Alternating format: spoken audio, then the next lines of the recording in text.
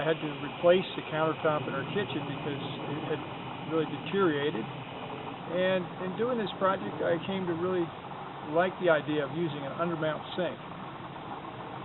The only problem with that is most undermount sinks seem to be associated with a granite countertop or some kind of single piece type counter.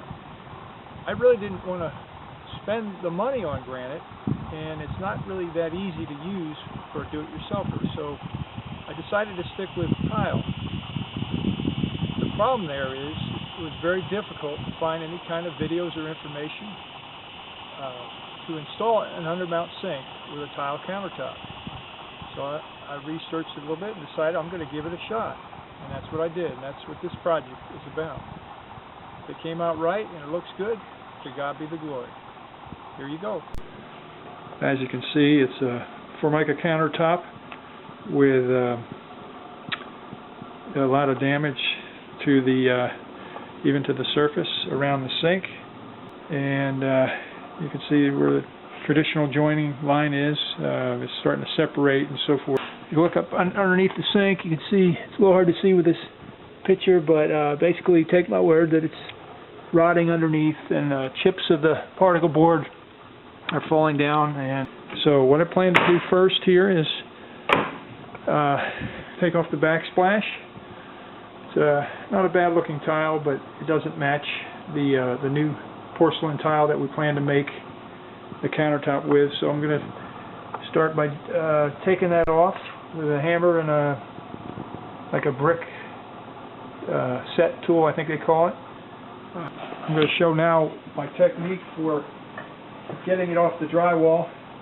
There may be a better way to do it, but this is what I found works best for me. So I'm using this brick tool here. I'll just get started. Let's go up a whole row. I'm just trying to barely get it started.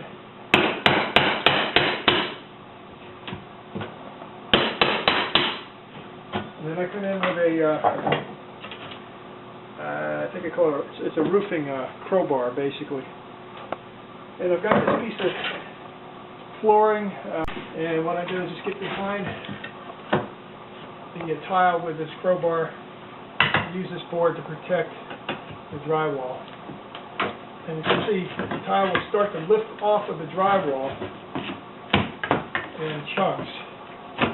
And that seems to be about the best way to do this, even though it's not perfect. You know, it'll work, and it minimizes the damage to the drywall. Well, due to the damage when removing the tile, I decided to go ahead and just take a piece of the drywall off and replace it with hardy backer board. You can see the damage there. So here we are now with the drywall, a little section of the drywall cut out. You can see the electrical connections, and I just want to show you what I used. I used a utility knife and a little handsaw to try to cut that out. So now I'm ready to put the hardy backer board up. I got a piece cut out about like that, with a cutout for different things, including the outlet and so forth, or the junction box. So let me put that in place. I got the hardy backer board up on the right side almost completely. I need to take the rest of the countertop off so I can finish the drywall on the wall there and replace it with hardy backer like the first wall. But in order to get the countertop up, I have to take the sink out. In order to take the sink out, I need to release the fittings underneath here. Right here, you can see right there on the cold and the hot side, and there's a connection for the faucet up underneath there. I plan to take all that out and get the sink and the faucet out, then the counter. As you can see, the faucet is now out. I got all the hoses up through that center hole. There was nothing in the left in the right hole. So now the next step is to loosen the screws underneath for the brackets holding the sink down to the top. Oh yeah, when removing the countertop, don't forget the screws holding the dishwasher to the counter. That's important to take those off before you take the counter. Here's my new sink. It's an undermount sink, which will make it a little unusual with a tile countertop. I like Undermount because it allows you to wipe everything right into the sink as opposed to having a lip. Bottom flange, I put a bead of plumber's putty, pretty big snake type bead around there, and then we're going to push it around a little bit like this.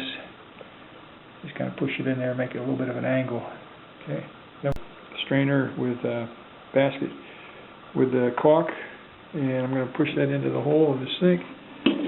I've already finished the first one. You can see that. Here's the second one. I want to just push this down a little bit by hand, and you can see the putty starting to ooze out of the joint there.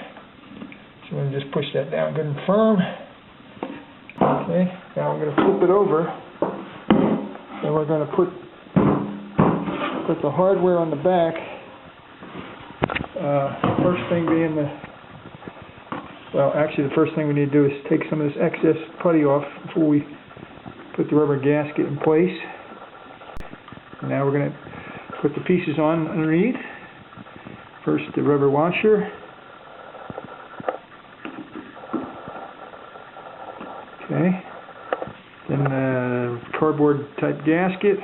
I think they call it a friction gasket. And then the nut.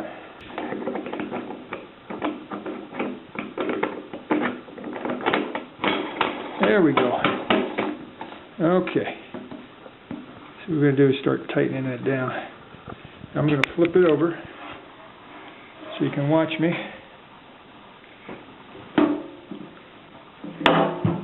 Okay. Now I'm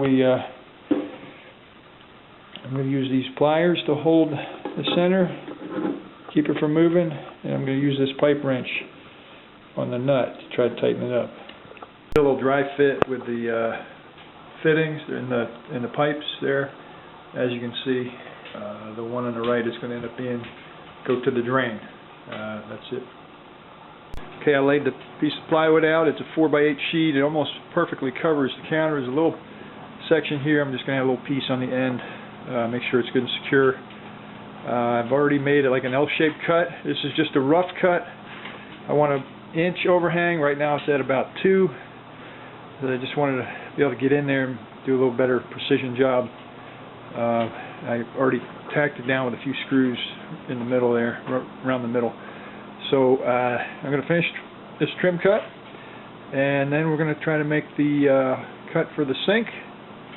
And I lay the plywood, and I've cut the excess off, leaving about an inch overhang, and all the way around, and just put a few bolts in there just to hold it. And then I've marked with a template. I marked the pattern of the sink, located it, and the way I located the sink was before I put the plywood down. I had laid it upon these two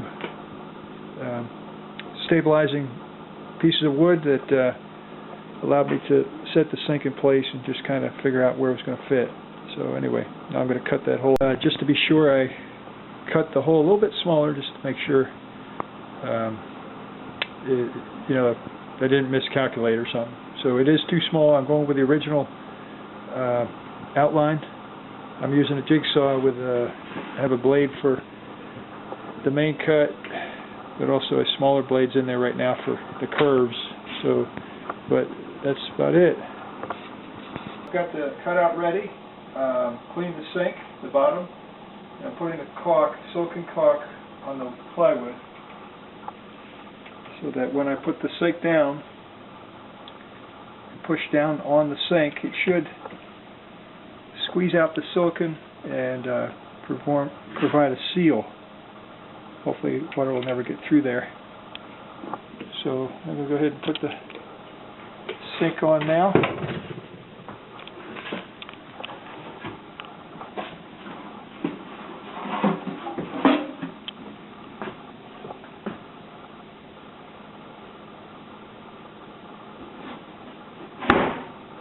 Drop that in place and push down on it. Maybe just wiggle it around a little bit. There's a little bit of clearance in it. trying to make sure that the silicone pushes out all over, making sure that there's good seal. And we'll go back out and clean up any excess after I put the screws in. Screws are over here. So I'm just going to put these stainless steel screws in here. I'm thinking this is going to be kind of the secret to making this whole thing work, is good seal and also the screws to force it down. Okay.